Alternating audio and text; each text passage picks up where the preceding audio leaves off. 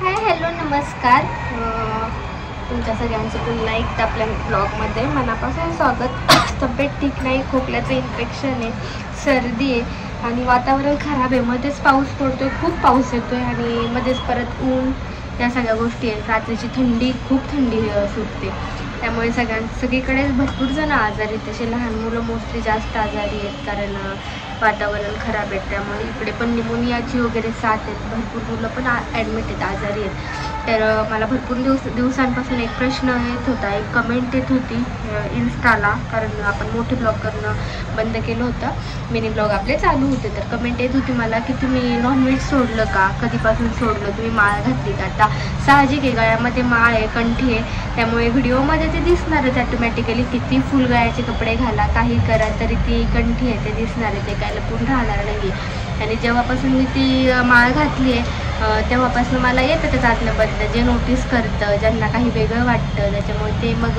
Comment करतात की non veg सोडले का, माळ घातली का, मग का अचानक, किंवा ह्या सगळ्या प्रश्न. आणि मी याबद्दल कधी कोणाला रिप्लाय नाही दिलेला, आणि का प्रत्येकाला रिप्लाय देणं पण हे नाही आहे, पॉसिबल नाही आहे की का घातली, कशासाठी घातली, कधी घातली, या सगळ्या गोष्टी. त्याच्यामुळे या गोष्टीचा रिप्लाय मी दिला नाही आहे कोणाला. ज्यांनी कमेंट केले त्यांना माहीत असेल की मी रिप्लाय नाही केला तुम्हाला, त्यासाठी मनापासून सॉरी. पण आता परत मोठे ब्लॉग चालू केले तर त्यालाही कमेंट येतात की नॉनव्हेज सोडलं का वगैरे, आणि इन्स्टाला तर चालूच आहेत कमेंट. कारण मोस्टली इकडे जरी मला यूट्यूबला रिप्लाय देणं नाही झालं तर इन्स्टाला मी 99% ट्राय करत असते रिप्लाय द्यायचं, हे सगळ्यांना माहिती आहे. त्याच्यामुळे इन्स्टाला मला कमेंट येतात, पुरुषाच्या अकाउंटला म्हणा, माझ्या अकाउंटला म्हणा. तर कंठी मी ही तुळशी माळ जी आहे ती मी 2 जूनला घातली. आता 4 महिने झालेत, काय जास्त दिवस झाले नाही आहेत माळ घालून, 4 महिने झाले मी माळ घातली. माझ्या बड्डेच्या आधी 2 जूनला मी माळ घातली. आणि माळ घालायचं कारण आपण जपमाळ करतो, मंत्र असतात चालू. माझे एक काउंटर आहे माझ्याकडे भरपूर व्हिडिओमध्ये तुम्हाला माझ्या बोटात रिंग दिसली असेल, ती काउंटरची. काल परवाचं पण तुम्ही ब्लॉग बघितला असेल, मी ज्यांना बोलत होते मी की घ्यायचं, कारण त्याचा सेल संपला, त्यामध्ये चालत नाही आहे, काउंटरची सवय लागली. रिकामं बसलं की आपल्याला काय दुसरी कामं नाही आहेत, इकडे तिकडे मी कुठे डोकं लावत नाही, कोणाच्या विचारपूस चौकशा ह्या गोष्टींच्या भानगडीत पडत नाही. मी माझं घर भलं, देव भला, तृषा मिलन, बास, ह्याच गोष्टीत माझं विश्व आहे. त्याच्यामुळे आपलं काउंटर घेतलं, नामजप चालू ठेवला की टेन्शन नसतं. 2-3 दिवसात पूर्ण एक काउंटर नामजप होतो, म्हणजे 1 लाख नामजप होतात, ती सवय लागून गेली आता. त्याच्यामुळे मग ते नामजप करत होते मी. आणि मग आपण तरी पण नॉनव्हेज खातोय असं कुठेतरी ते मनाला खराब वाटायला लागलं, जेव्हा आपण भक्तीमध्ये पूर्णपणे उतरतो ना. म्हणजे 99% डोक्यामध्ये आपल्या देव, भक्ती किंवा सत्यमार्ग, सत्यवचन ह्या गोष्टी चालू होतात ना, त्याचं ज्ञान आपल्याला मिळत जातं ना, तेव्हा कुठेतरी आपण नॉनव्हेज खातोय किंवा हे नाही केलं पाहिजे, हे चांगलं नाही आहे, ह्या गोष्टी कुठेतरी मनाला टोचतात, खुपतात. आणि त्याच्यानंतर मी सत्संग ऐकते. सत्संग इथे आहेत भरपूर ठिकाणी, पण मी जात नाही कुठे सत्संगला. पण मोबाईलला सत्संगचे व्हिडिओ खूप आहेत, यूट्यूबला खूप आहेत, भरपूर जणांचे सत्संगचे व्हिडिओ आहेत. पण ज्यांचे मला आवडतात, ज्यांना ऐकायला मला आवडतं, त्यांचे मी सत्संग रोज ऐकते, न चुकता. अर्धा तास, 1.25 तास, जसं मला वेळ मिळेल, 15 मिनटं, 20 मिनटं, स्वयंपाक करताना म्हणा, 10 मिनटं का होईना, ते मी ऐकते. मग ते ऐकून सुद्धा आपल्या मनावरती, आपल्या विचार करण्यावरती, वागण्यावरती खूप त्याचा परिणाम पडतो, कारण मला माझ्यावरून अनुभव आहे. एकंदरीत काय होतं, आपण दुसऱ्यांना जे सांगतो ना, तू असं कर, तसं कर, हे नको करायला, ते नको करू, समोरचं किती आपलं ऐकतो किंवा त्याचा आपल्या बोलण्याचा त्याच्यावरती किती परिणाम होईल ना, हे आपण नाही डिसाईड करू शकत. पण आपण स्वतःला बदलू शकतो. आपण काय ऐकतोय, आपण काय बघतोय, आपण कोणत्या आजूबाजूच्या वातावरणात राहतो, त्याचा परिणाम आपल्यावरती 100% होऊ शकतो आणि आपण आपल्याला बदलू शकतो. हे माझ्यावरून मला अनुभव आलेला आहे. कारण मग नको वाटलं त्या सगळ्या गोष्टी की सगळं आपण एवढं करतोय देवाचं, आणि कुठेतरी हे चिकन, मटन, फिश किंवा बाकीचं सगळं खाऊन ते सगळं लॉस होतं, याचा काहीच उपयोग नाही आहे. आणि नॉनव्हेज खाणं म्हणजे सगळं काही आहे, ते जर नाही आहे तर मग आपण काही राहू शकत नाही त्याशिवाय, यातली कुठली गोष्ट नाही. मलाही आवडायचं, मीही खाल्लेले आहेत, आपले व्हिडिओसुद्धा आहेत, मला छान छान बनवताही यायचं. बिर्याणी म्हणा, त्याच्या रेसिपीही मी अपलोड केलेल्या आहेत. पण जेव्हापासून हे चालू केलं, ऐकायला लागले, मग कुठंतरी बदल झाला, परिवर्तन झालं मन, किंवा कळायला त्या गोष्टी की नको आपण हे करायला. आणि मनाने सांगितलं ना की मग सगळ्या गोष्टी होतात. मनाने ठरवलं ना की नको आपण हे करायला, तर सगळं काही पॉसिबल होतं. मग त्याच्यामुळे मिलनशी सुद्धा बोलले मी की मला माळ घालायच्या आधी. तर म्हटलं मी हे करू का, कारण त्यांचं पण मत घेणं सगळ्यात महत्त्वाचं आहे या गोष्टीसाठी. तेव्हापासून मी घरामध्ये पण नाही केलं आणि खाल्लंही नाही. आता माळ घातली म्हणलं होतं खाणार तर नाहीच, पण घरामध्येही केलं नाही.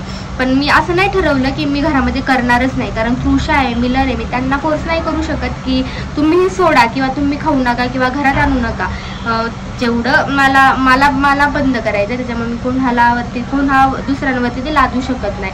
आणि शेवटी जेवढं मी सत्संग ऐकते त्यातनं हेच सांगितलं गेलं आहे की जेवढं दुसऱ्यांना आपल्याकडून दुसऱ्यांना त्रास नाही झाला पाहिजे. आता ठीक आहे, मिलन माझा नवरा आहे, त्यांना खाऊ वाटलं आणि मी नाही बोलले तर ते नाराज होणार. अरे तिने माळ घातली, आपल्याला करून देत, आपल्याला बनवून नाही देत, ती खाऊ वाटलंय पण खाता येत नाही, असं नको व्हायला.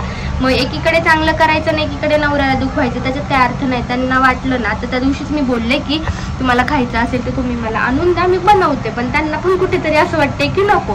पण ठीक आहे, त्यांनी आणून दिलं तर मी 100% बनवून देणार, त्याच्यात काय मला गैर वाटत नाही. पण मला नाही खायचं आहे, मी खाणार नाही आहे. माझ्या मनाने मी ठरवलं आहे या सगळ्या गोष्टी. आता बऱ्यापैकी तुम्हाला तुमच्या प्रश्नांची उत्तर मिळाली असतील की कधी सोडलं, का सोडलं, कशासाठी सोडलं. तर नको वाटले, आपण एवढं देवधर्माचं करतो आणि कुठेतरी ह्या सगळ्या गोष्टींमुळे ते व्हायला जातं. आणि काही नाही वाटत, भरपूर वेगवेगळे पदार्थ आहेत व्हेजमध्ये सुद्धा जे आपण छान छान आवडीने बनवून खाऊ शकतो. तर तसं त्यासाठी मी नॉनव्हेज सोडलं. बाकी कुठलं काय जास्त मोठं कारण नाही यासाठी.